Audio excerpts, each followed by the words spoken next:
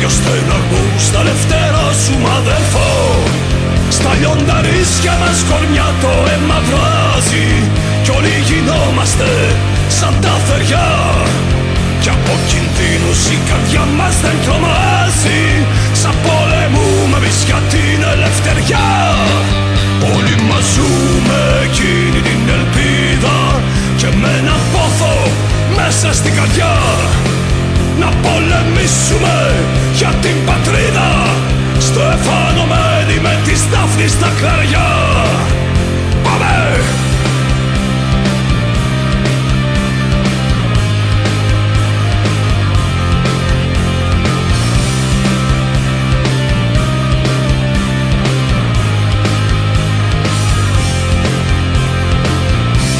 Αθάνατοι πεσόντες, λειτουργεί Ιερού, Ελανίου, Απολλωνίου φωτός.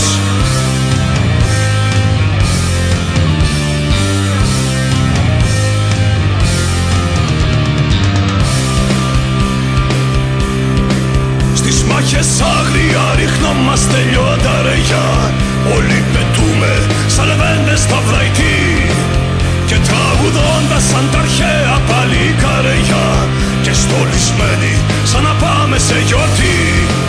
Παιδιά, γυναίκες, όλα αφήνουμε εδώ πέρα, δεν τα θυμόμαστε εμείς ποτέ. Μια σκέψη μόνο κυβερνάει νύχτα μέρα, πως θα γυρίσουμε και πάλι νικητές.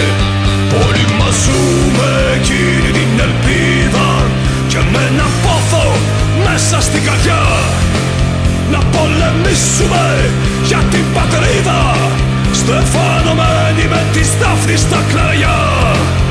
Πάμε!